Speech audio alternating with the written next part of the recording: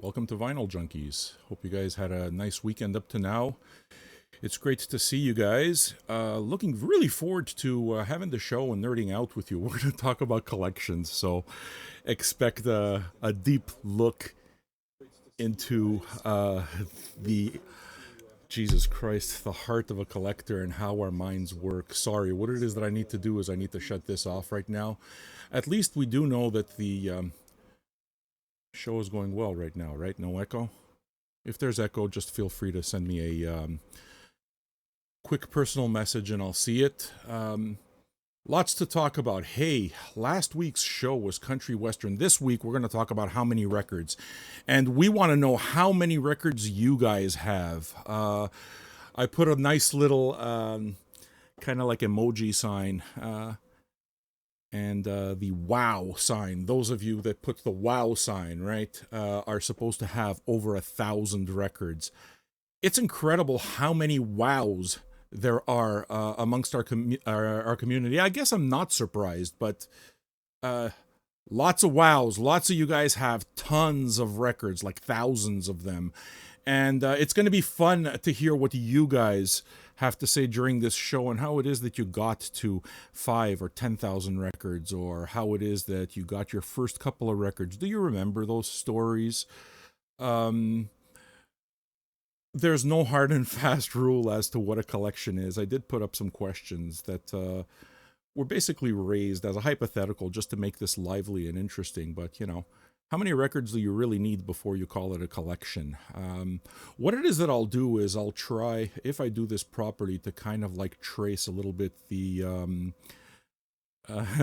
timeline of my own record collection and take you through different thoughts. So there's going to be a lot of free flowing stuff. I hope it goes well. You guys can tell me, but it should offer you a little bit of a look into why we do what we do, or more specifically, I guess I won't speak for you guys, but I'll speak for myself. Why I do what I do. Why do I have so many record collections? I have theories. Um, Share this. It's not too late. Share this video and tell us how many records you have. The shares last week for the country music show were unfreaking believable. It was shared 53 times with hundreds of comments and watched over 53,000 times now. So that really made me happy, because to get that many views on a country music show was something I didn't expect. It was one of those genres I was almost afraid of touching, because it's like, well, no, most people are going to just say, forget it, I'm not going to give this a chance. And that's not what happened. What happened instead is a bunch of country music just congregated to the show and sent their comments and told us what their favorite country music artist was. And I learned stuff. I got stories. It's not too late to win the country music prize. So if those of you in podcast land can't see it, but those of you that are watching on YouTube or Facebook, subscribe to the channel, like the channel. You're going to see an ad go by of 4 Johnny Cash records. Those 4 Johnny Cash records will be given away. A winner will be announced at the end of the show. So maybe that could be you. We do look at your comments. We actually give a shit about what you think. The entire premise of this show is I need to talk about music as much as possible. I want to talk in whatever capacity with people that know more than me, so that I can learn from them and I can share my own experiences and fill in the holes. From people who know far less than me, because I enjoyed music so much, so there's the challenge of, oh, you like this music, you might like this, right? So it's kind of like, if they're here with an artist, where can I take him to go there? I'll probably be talking about Sly and the Family Stone. So, if I had to use that as an example, okay, you like Sly and the Family Stone, you have the greatest hits. Pretty great, right? Now, if you wanted to dig in a little deeper, where would you go? Okay. And that kind of takes us to the idea of collections. So many ideas. Again, yeah, subscribe, YouTube, Facebook, share this stuff. I promise we pick prizes. Next week prizes I'm going to tell you about pretty soon. Actually, for those of you who watch, who listen on the podcast, we're on Spotify and iTunes and all of those.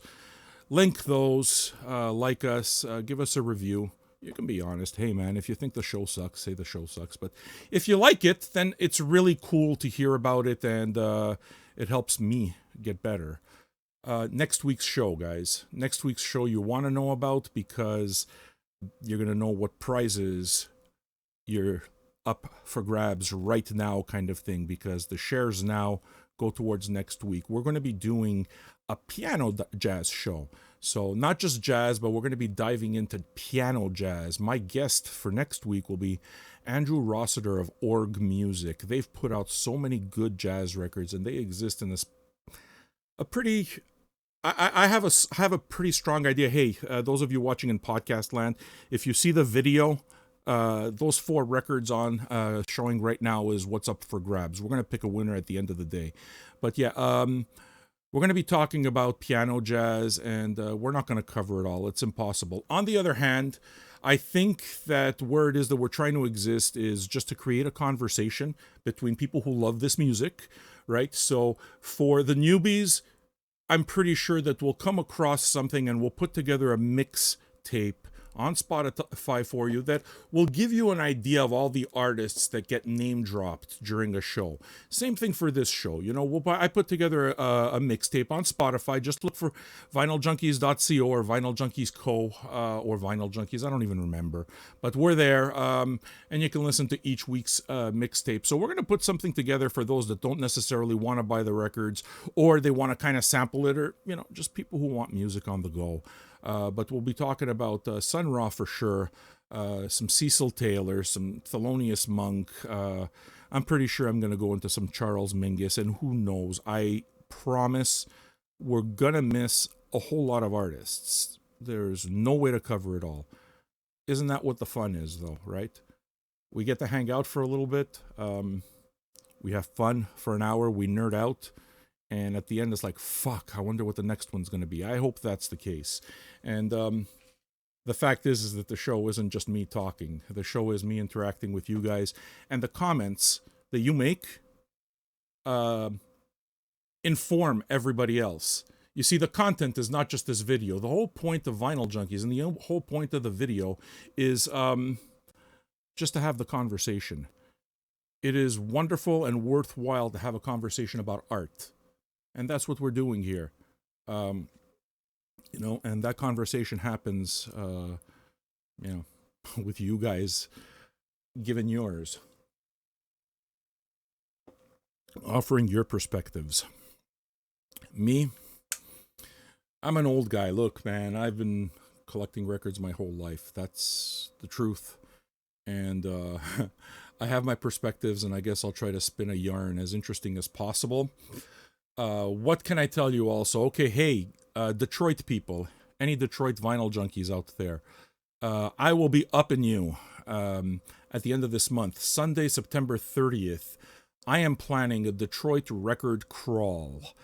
That means that it's, I mean, I'll make an event of it. I'll make an ad for it, but I am attending the Making Vinyl conference in a couple of weeks, October 1st and 2nd, out in Detroit, and we'll be speaking on a panel about these types of podcasts, vinyl-related podcasts, and my relationship, you know, that I've built with you guys, and what a community like this is like. And I'll try as much as possible to represent you guys and answer, you know, ask the right questions and report back to you. So what that means is Sunday, September, I'm getting in on the Saturday, but Sunday, September 30th, I'm getting in one day early to go record shopping in Detroit. If you'd like to join me and you're in the neighborhood, I would love to hang out with you. I'd love to dig records with you. If you want to go watch a show on Saturday night, that's probably what I'm going to do. Travis, you and me, it's got to happen. So Sunday, if you want to do record stores, I'm visiting 3 of them. I know I'm doing Hello Records, and I forgot what other ones, but I'll report to you the week after and do like I did for LA, right? Digging in Detroit will be the show. Look for that probably the first Sunday of next month. And now, I guess, what is it? Nearly 10 minutes into the show, we can start actually getting into our topic. Hopefully I haven't bored you for the first 10 minutes, though. What's a collection? How many records? How many records do you have in your collection? Do you know? Do you count them? Do you keep meticulous track of it? Um, and those of you who listen casually think meticulous track? It's like, well, believe me, by the end of this show, you'll probably know how crazy it could get for vinyl collectors. Have you ever seen the documentary Vinyl, just Vinyl, by Alan Zweig? It was shot in Canada. I mentioned this before, but it really shows you kind of like just how crazy it can get. And one of the reasons I'm mentioning it is I haven't put the page up for Vinyl Junkies, but visit our website, vinyljunkies.co. I'm going to put together a complete web page of whatever we talk about, okay, as well as references to anything I talk about. So the vinyl, the reason it is that I mentioned vinyl is because I watched it last night, and it's a collection of outtakes. So those of you who have watched the movie and you can't get enough and you need even more misery in your life, watch that. It's kind of it was never meant to be a director's cut. It's just basically stuff that didn't make it on the movie, and it's really interesting. Every vignette kind of like offers you a little bit of an insight as to the types of people that collect vinyl and basically collect stuff. I think we're all like that. All right. Where should I start? There are a few things that need to be considered. I guess probably the first place I should start is telling you that I have, I don't know, I figure 5,500 records, 6,000 records, something like that. I use the Discogs database and reference it all the time because it's extremely useful. It's a tool. And I know that how I came about that number is that I have over 4,000 entered into Discogs. But last year, I got a collection of records, classical records, over 1,000 records easily. And those records haven't been put in the database yet. And my 45s aren't in the database either. So I kind of like, I don't know, whatever. I add 1,000 to it. So let's say 5,000, 5,500, something like this, right? Now, the first thing that will go through a lot of your minds, and it's a fair question, is what the hell are you going to do with all of those records, man? You're 48 years old. When are you going to listen to all of that stuff? What the hell's the point of having this many and wanting more? Because I still buy more. I do buy more records. I'm going to Detroit. I'm going to drop some coin there. I'm going to visit 3 record stores and tell you about it. I can't do that without money in my pocket, right? So it is something that I'm going to do. Okay. I will certainly say that the reason it is that this collection is at 5,500, let's say now, is because of what I do. Okay. But to say that that's the reason it started there, that's not the case. Because, realistically, for better or for worse, if I look at when it is that I started really collecting, and it wasn't for the show, it was just for me, I still had 3,000 records. And before I had 3,000 records, I had 5,000 CDs. And before that, I had hundreds of tapes. And before that, I had vinyl again. So I've kind of, I would estimate that I've purchased about 16,000 pieces of music over my lifetime in various formats.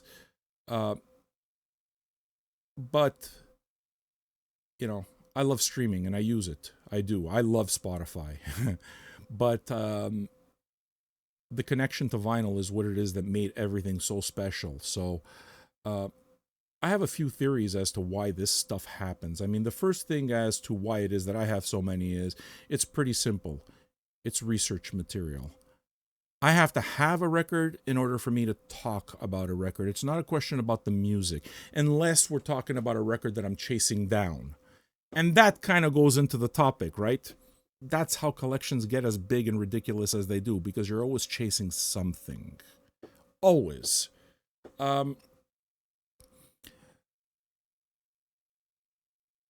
What do your first 50 records count for in your collection? So if you're a newbie, right, and your first 50 records, is it the same type of collecting as after you have 100 records, after you have 500 records?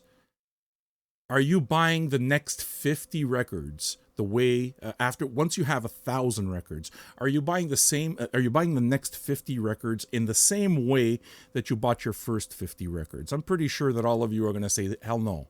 No, of course not. Right? So I'm going to tell you what happened to me. And I'm going to tell you how it is that my first 50 records were once I became a real collector, and how it is that I got to 5,500, and kind of the crazy mental stuff that happens that got me to this point, and some theories. I hope you guys are having fun, man. It's a chilled out Sunday, and I got to admit, man, I was looking forward to doing this one. I love talking about records. I want to do this for the rest of my life, man, and I hope that it makes you happy.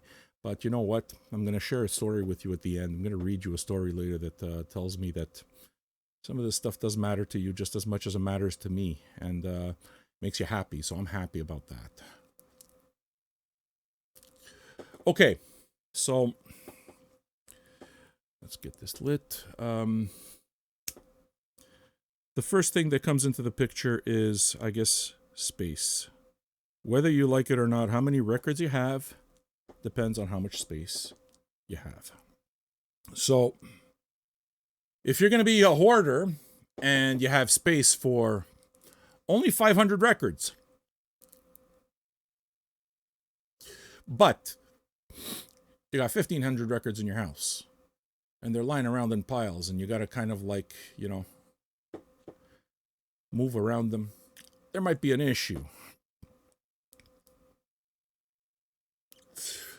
The issue is very often space, but the less space you have, I'm thinking about when I was in college and lived in a tiny apartment. Now, during that period, it was the CD period, so I was able to get a lot more in, but I had thousands of CDs. If I had to do it on vinyl, I'm pretty sure it would have been much less. The reasoning is pretty simple. Excuse me for the coughing.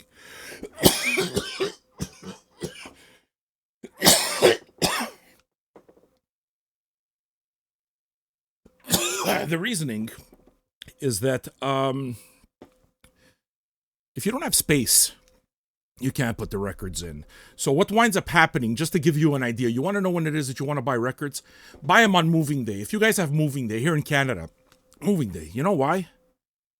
All those fucking kids that collected those records, they went to college, and now they're leaving college and they're coming home, and they've accumulated all of these records, or they're moving, let's say, from an apartment to their first home, and all of this. Records weigh a ton. A lot of them don't want to move their records.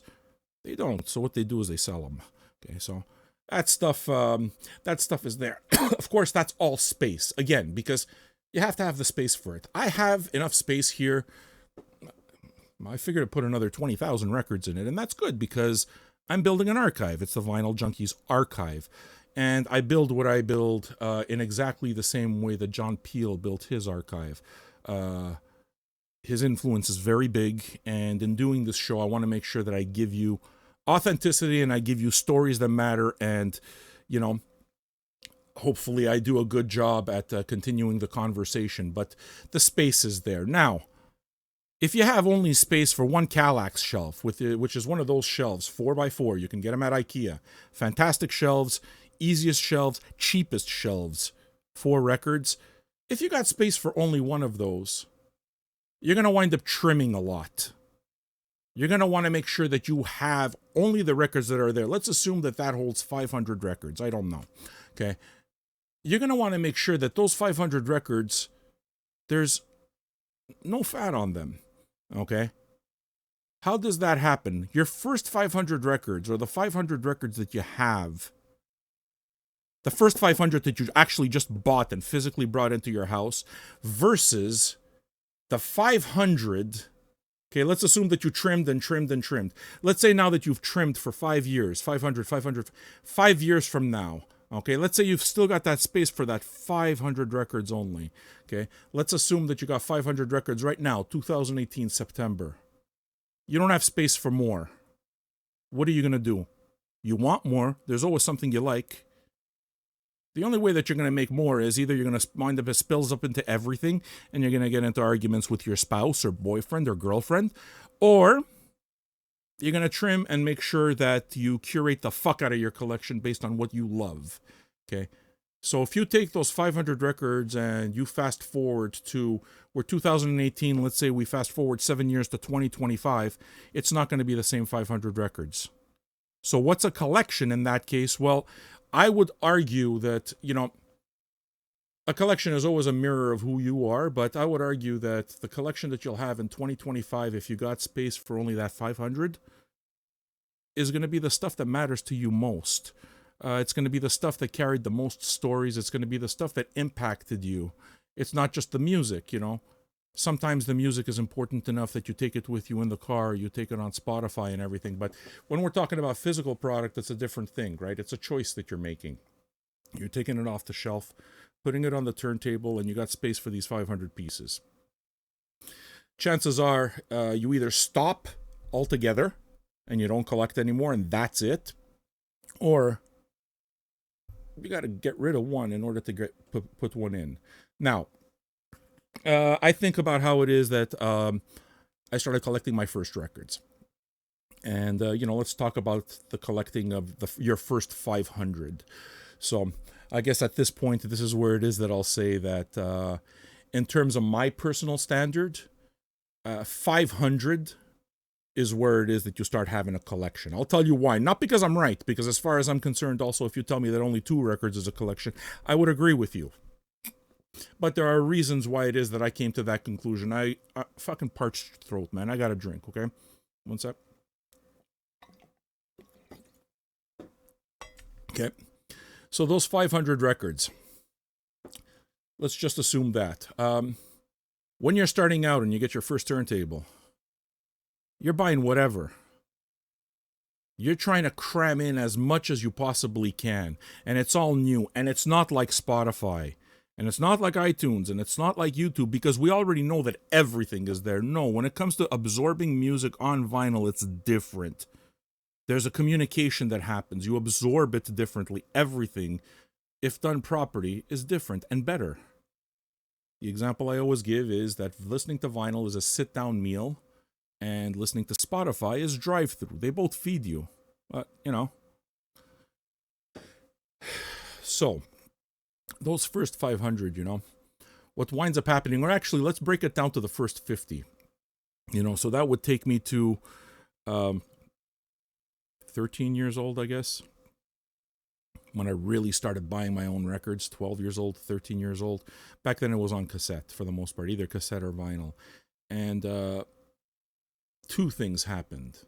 Because I was a metalhead, I just bought all sorts of metal. So you have that kind of collector when it comes to the first 50. They already know what they like. They're the specialists. I like metal. That's what I bought. So you see, instead of trying to expand my horizons, what it is that I did is I went after every single Iron Maiden record up to that point. And at that point, the latest record was The Number of the Beast. And I asked for them for Christmas, and I got them for Christmas. My mom was pretty hip about that stuff. So Iron Maiden records for Christmas, Iron Maiden cassettes for Christmas. And then I did the same thing for Ozzy. And then I did the same Judas Priest, Black Sabbath. And that's the way the first 50 happened for me. Now, because I went from vinyl to tapes to CDs, sold off my vinyl, and finally came back to vinyl, and I'm staying there now.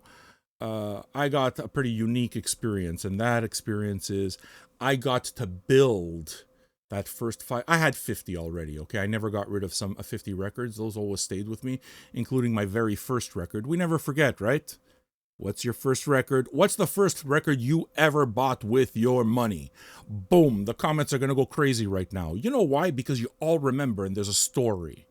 Okay? I'll lead to that in my conclusion. I'm taking you somewhere with all of this. Okay? So, because I sold off my records, bought CDs, when I went back to vinyl, and I know that a lot of you older guys kind of went through the same thing, I bought differently. Very differently. I had already now, by that point, reached a point where I bought 5,000 CDs. And I went into the game of having to replace stuff because I wanted to listen to it on vinyl. And believe me, the guys that sell your records love this shit. They're going to churn that stuff out forever because there's a demand for it. Okay. When does it get ridiculous and when doesn't? We'll go through all of that. And guys, the way it's looking, it doesn't even look like we're going to cover all of it. I'm just kind of riffing, and that, the good part about it is that we're going to have another show to talk about. Either that or maybe I'm really rambling and not doing this properly. I don't know. Let's find out. When I bought records the second time around, what it is that I did was, if we just look at the broader picture of collecting it, not the format itself, CDs is where it is that I got to know most of my jazz, most of my funk, and that's still my favorite music. I've said it more than once, okay, but my favorite music, my favorite period, my sweet spot is predominantly black music or black-based music from 65 to 75. That's my sweet spot. So when I was doing it on CD, I bought everything. I swear, everything. If it came from that period, I bought it. I had it all. When it is that it came down to having to buy it again on vinyl, that didn't happen anymore. And I guess here's where it is that I'll go into my Sly Stone story.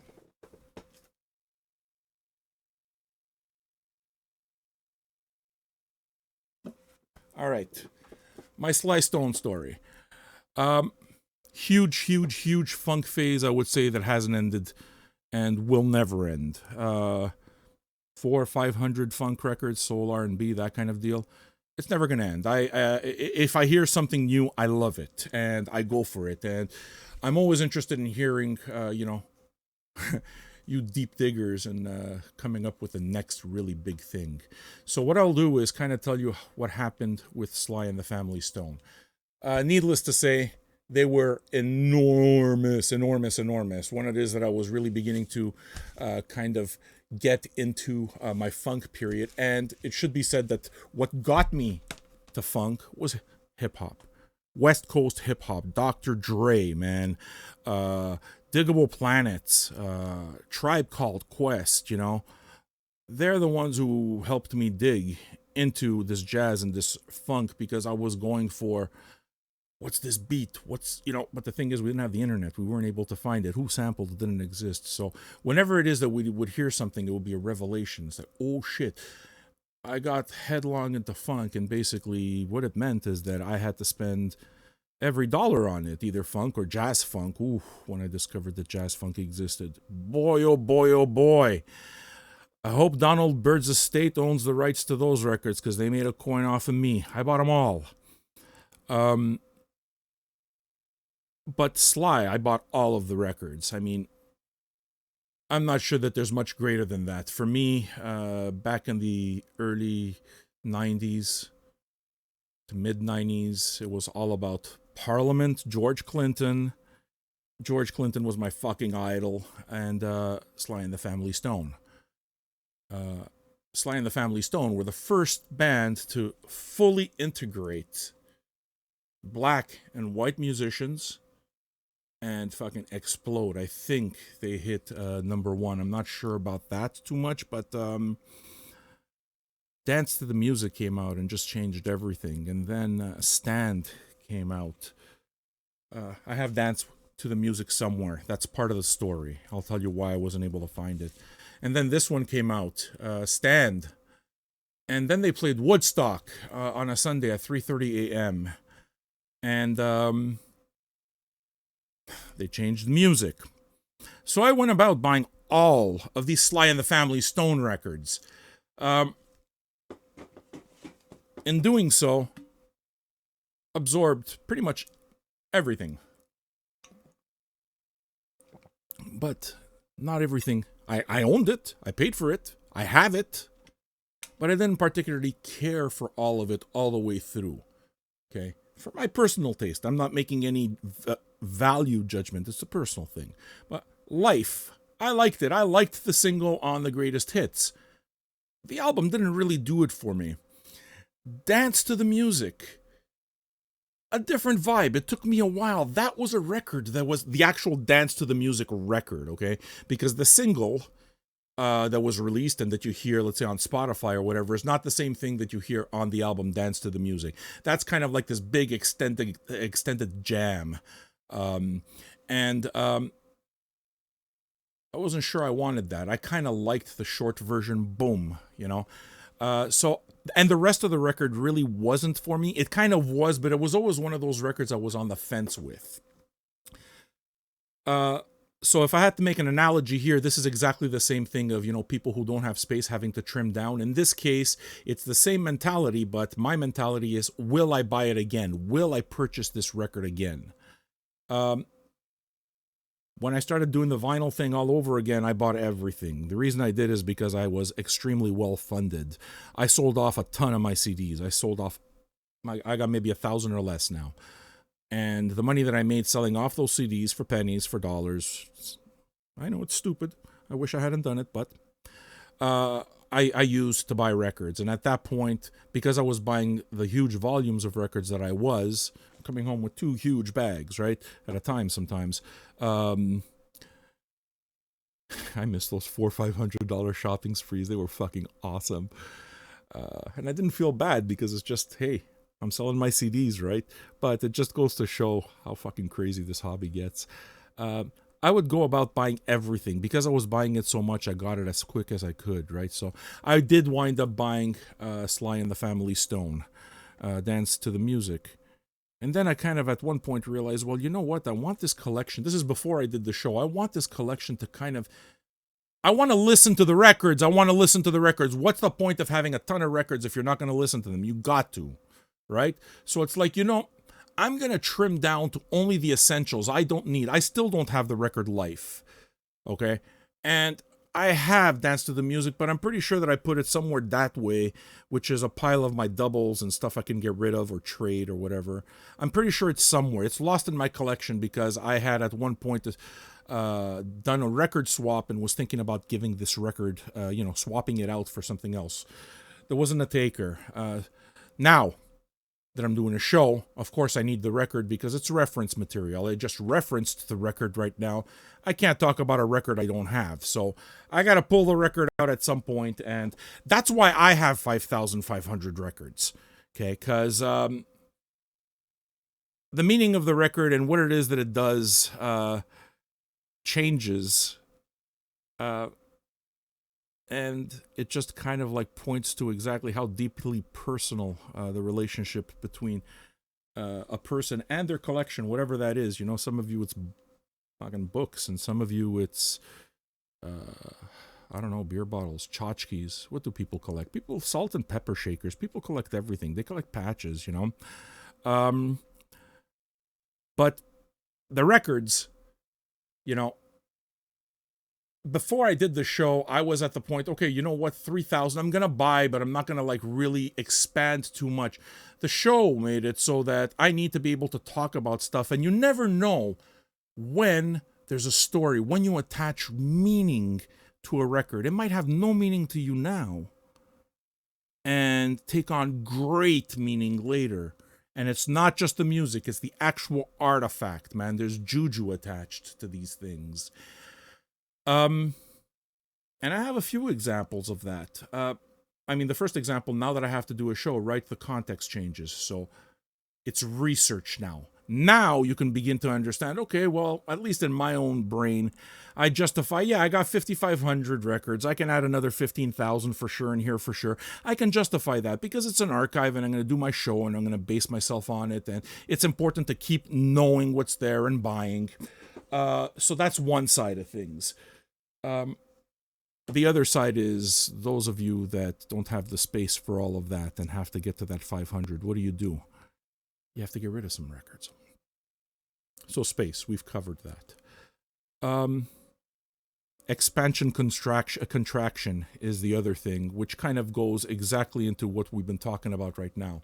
A collection, when it is that it has only so much space to grow in, it expands, then it contracts, then it expands, then it contracts. And what's in the middle just becomes more basic. Because what it is that you're doing is, if you're going into that 500 collection and you're just contracting, removing the parts that are good, but you'd rather kind of like just bring it down, you're going to wind up, the more you do that, the more that process happens, the more you really get down to the nitty gritty of what you love most. And when you dig into what you love most, you'll notice that there's a personal meaning to those records. And if you had to choose, it kind of goes to that analogy of the desert island records. You know, if you had to choose a dozen records, what are those dozen records going to be? Now, I can promise you with 1000% certainty that if you're 18 years old and watching this versus being 65 and watching this, you're not going to have the same answer.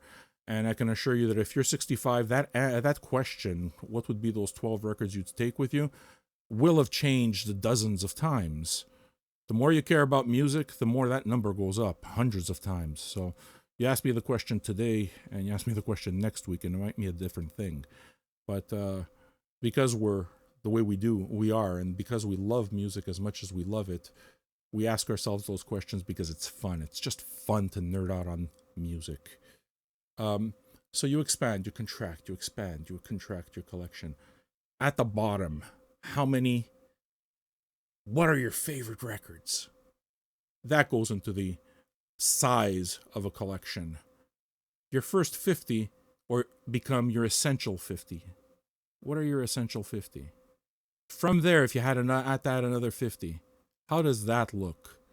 When you just begin, you just fill that space with anything. So the K-Tel records come in, the Reader's Digest. Let's say you have to collect, hey, I don't know anything about classical. Reader's Digest classical. All that stuff comes in. As you start absorbing the music, and, if you're so inclined and enjoy it enough, start getting into the hobby and start understanding the tactile experience.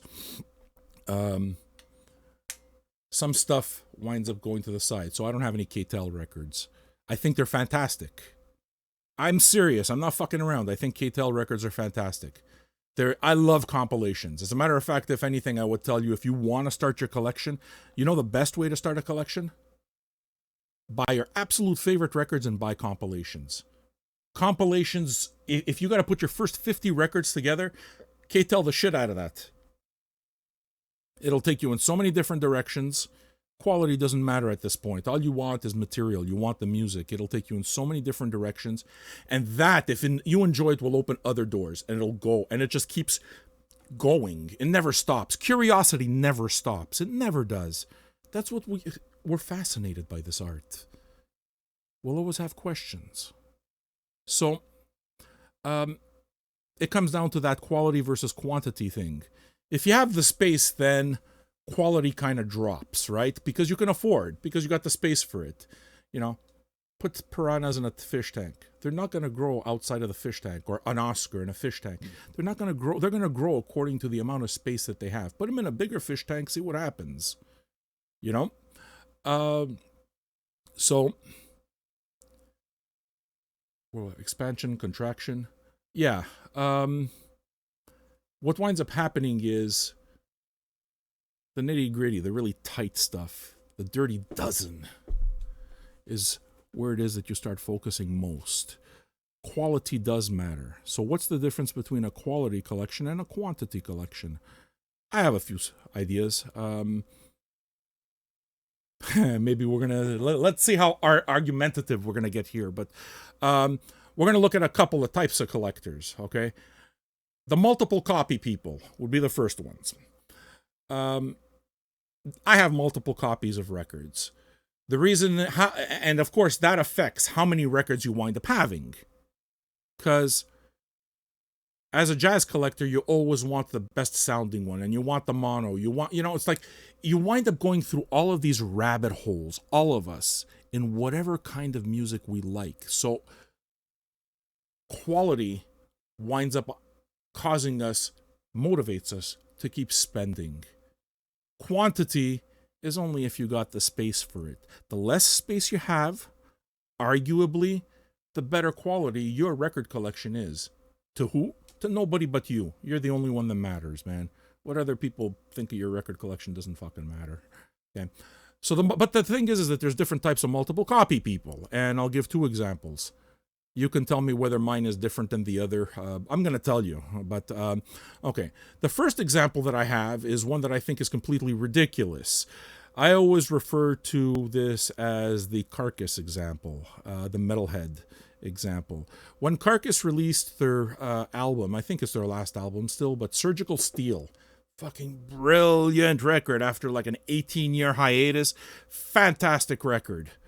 They released 18, I believe, at the time. 18 different versions, and you had to buy this one from this shop in North America. You had to buy this one from this shop in Europe. You had to jump through a lot of hoops to get them all. Okay.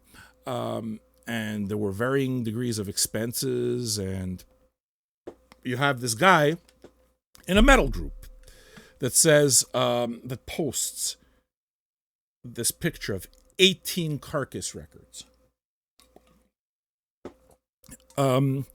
And the conversation went, wow, that's amazing.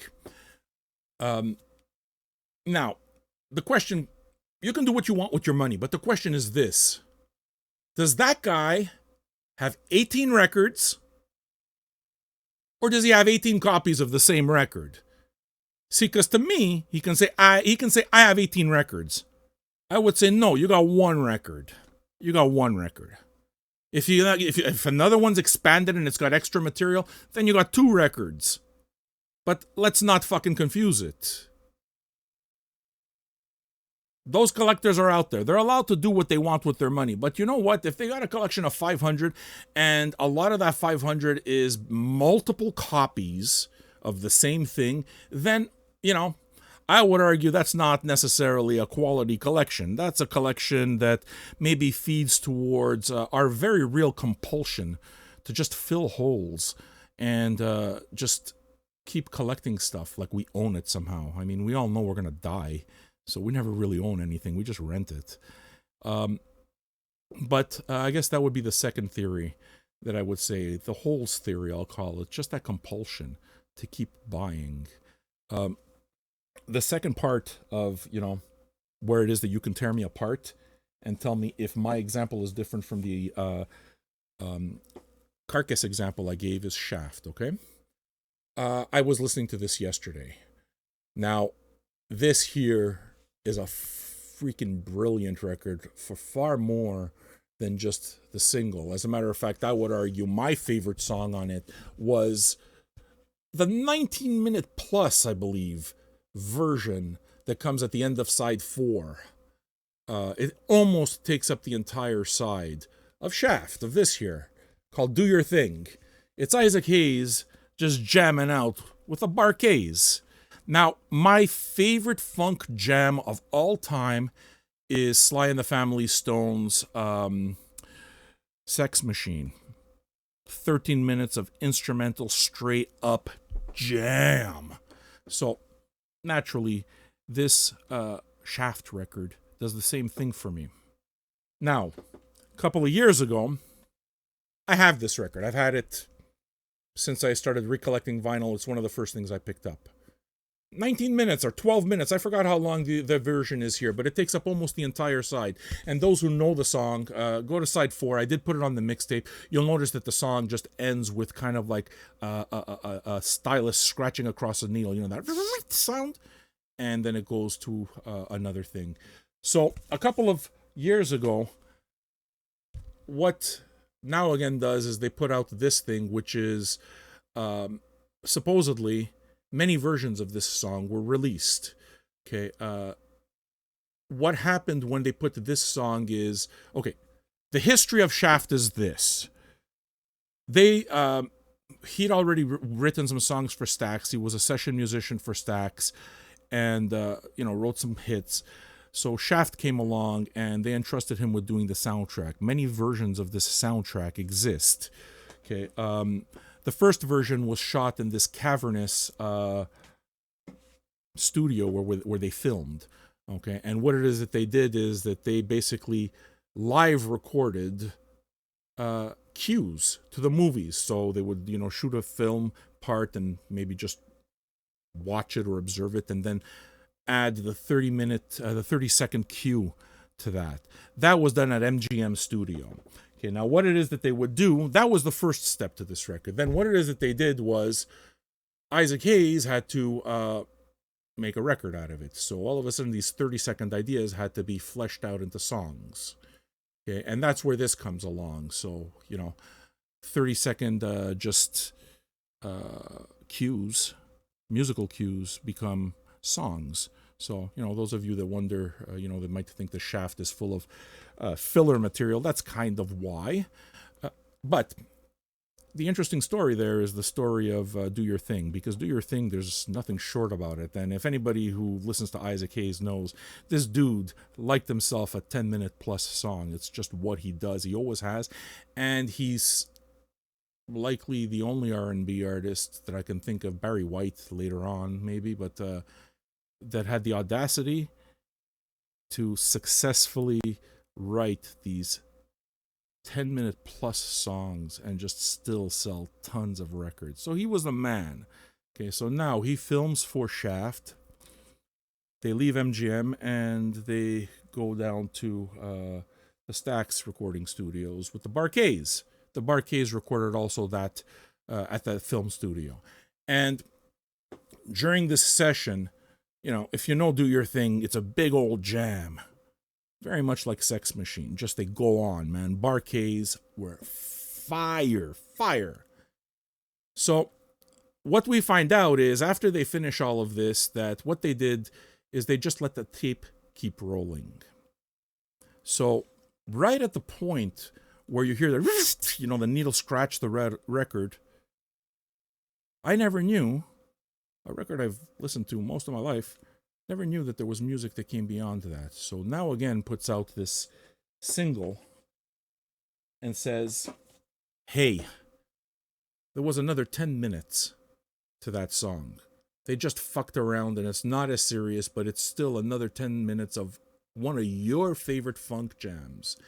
And not only that, but we'll include this booklet that tells you the whole story. I become a multiple copy guy, don't I? Because I went out and I bought that. I had it. I had the first, 19 minutes? So what? I had to buy the last 10 minutes. And the last 10 minutes, you read the liner notes and they talk about how they were just basically fucking around. You can hear them at some point where they're losing cue a little bit because they're exchanging instruments with each other. So the guitar player plays the drums and the drummer plays the bass. And the Barkays were such a tight band. They worked so closely with each other that they could do that. They were versatile on their, on their instruments. So there it is. I become a multiple copy guy. Do I need that? I don't know. You tell me. I mean, the big answer is always you need whatever the fuck you want. You buy what you want, period. But the multiple copy people, right? I would not buy 18 copies of the same record. I wouldn't. Not if it's the same thing.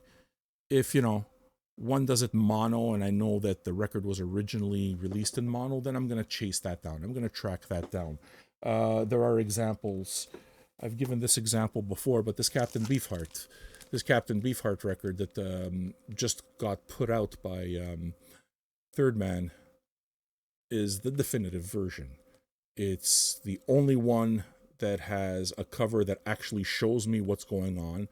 It's revelatory. It's got liner notes. It's got a tote bag. The tote bag, I'm not the tote bag type. So it's got the collecty stuff, It's got really cool looking colored wax and all. But that's not the thing. For me, the thing is that the music came directly from the Zappa Family Trust, and it sounds better than anything I've ever heard. I have the old version. So now I have two versions of Shroud Mask. Will I keep both versions? No. That Rhino version I have, or I don't know what it is. No, actually, I don't know if it's Rhino. But that Rhino version, I think, is a collector's item. I'll let someone else have it. In other words, this number thing doesn't matter at all, man. If you notice, and I've done it on purpose to kind of not go there and just drop themes a little bit, it just goes to prove that we collect our records in the same way that we view our own lives. That's to say that it's a qualitative experience. People who buy records or people who collect things care about them. They're trying to fill holes, personal holes, holes in music, and no matter how big it is, there's always other holes to go through. So when I had only 50 records, I had certain holes. When I was a metalhead, there were certain holes, but they were of the metal variety. Now that I listen to everything, I've got old holes everywhere. And if I like the stuff enough, I always go in and I fill and I go further. And sometimes, because you buy the records, you wind up going too far and you realize, you know what, I don't need the catalog to be that deep. So you contract, right? And you get down to your nitty gritty. But the thing is that don't ever underestimate the value of a record, because you don't know when something that you've had forever and you never paid any attention to starts mattering to you. And it's with that. I do see the shares. You got your final shares. If you guys want to do your shares and likes right now for the prize, I'm going to be picking the prize for last week. Share if you want your chance to win next week. Next week is a piano jazz show with Andrew Rossiter of Org. So we will probably be giving away this Sun Ra record, to which I wrote the hype sticker.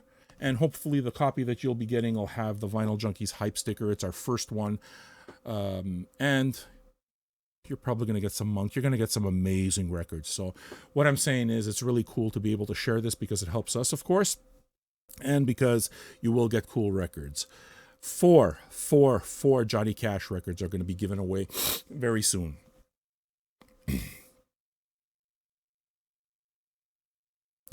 And you'll see that those 4 that you see on the screen right now, the prize went to somebody who gave me a prize first.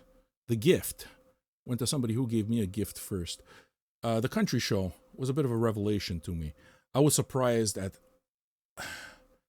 the passionate response. That was probably, in terms of genre show, the most passionate and detailed response I ever saw. I mean, you'd get the obvious artists, but it just showed that this music really mattered. And I saw a swell of this indie country music and this underground country music start building there. And there's nothing that made me more happy. Okay, that's why I do this. We're not trying to attract everybody. It's not a quantity thing. It's a quality thing. We want to have a conversation, because art makes us happy. Art is the best part of humanity. And sometimes, human beings, man, they're hard to communicate with. So sometimes it's kind of like art is almost the easiest way to communicate with other humans, or other human emotions, feel other human emotions, but in safety, in your own little space. I know that's the case for me. It kind of then goes into the entire theory of holes that I just said, and the emotional holes this music holds for us and fills for us. But a record that never mattered to me. As a matter of fact, it was almost a throwaway to me, but it's one of the first country records I bought, is this Jimmy Rogers record, the best of the legendary Jimmy Rogers. Now, I knew that I wanted country, and I knew I had nothing. I mean, at this point, I think, I don't know, I got a lot more country records. I can say that I have a country music collection now, right? But when it is that I bought this Jimmy Rogers record, I didn't have a country music collection. I was just picking stuff up and learning. And the fact is that this is thrift shop stuff, okay? So I found it in a thrift shop. There's no risk involved. I'm going to grab it and take it with me. So I listened to it, and it's very yodely. It's very old-timey.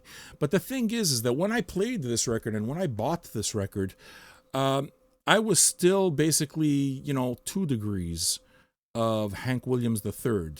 I mentioned last week how Straight to Hell, his record, really just kind of, he name-dropped a lot of the artists that I would go on to buy. Jimmy Rogers wasn't one of them. It was outside of that. But where it is that I was with my music was really 2 degrees of. So I wanted the Waylon, and I wanted the Merle, and I wanted the Willie, and I wanted the Cash, right? This wasn't any of those. This is very yodely, and I had this waspy Anglo-Saxon neighbor, who's not my neighbor anymore, but he used to hate this yodely music, and pretty uptight, cork up his ass, and I would play the yodeliest music in the world just to fucking, because I knew he'd go inside. So Just to tell you, that's what I thought of Jimmy Rogers. Now, after doing a show of it, okay, um, the feedback showed me what a huge artist I had that I wasn't digging into very much. I knew that I needed more, but I didn't really know. I had this huge artist that mattered so much to some people. It's like, no, it starts with Jimmy Rogers. I still don't know what that means. That's the truth.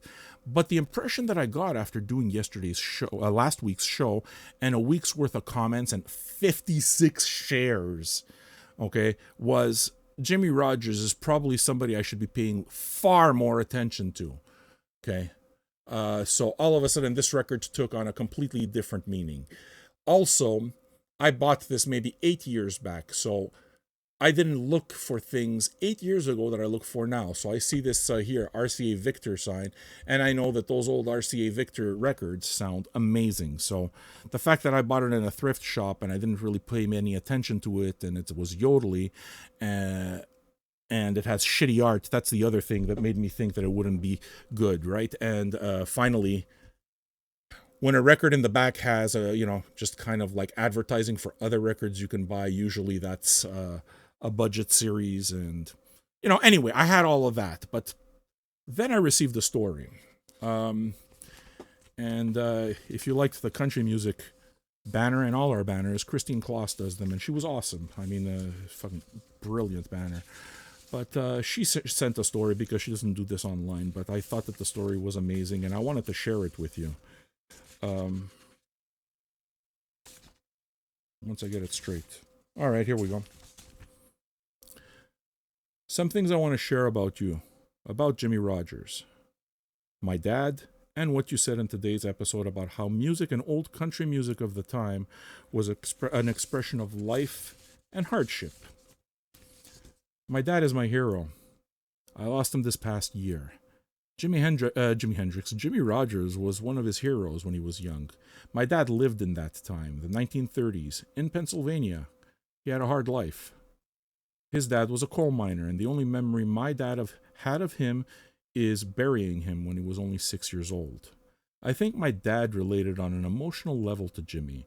In those days, tuberculosis was rampant. My dad's aunt and several family members died of it, and I remember my dad telling me about it when I was a kid. When he grew into a young adult and he got a job working on the trains, and now that I realize that Jimmy Rogers did too, I'm wondering if that may be what influenced my dad to do that. My dad also loved yodeling. The point is, it is absolutely true. Music is like cultural anthropology in the most human, most humane way. It reaches us like nothing else can. And I agree that it expresses the best aspects of humanity. Friends, I'm not sure. I got goosebumps because that gives meaning to everything that I do. Thank you for sharing that with me. And I mean, how can you give it to anybody else? Christine shares everything. Christine Kloss, man, you got 4 Johnny Cash records. You gave me a whole lot more in return. Thanks so much. Next week, folks, we're going to do piano jazz. I hope you enjoyed the show. I'll take the time to read your comments. Keep sharing, man. Keep sharing. Keep telling us about the records. I see it. Next week, a nice piano jazz bundle will be given away, and maybe one of you will win. Enjoy the rest of your weekend, all right? Those of you in Europe and everything, sleep tight. Keep spinning.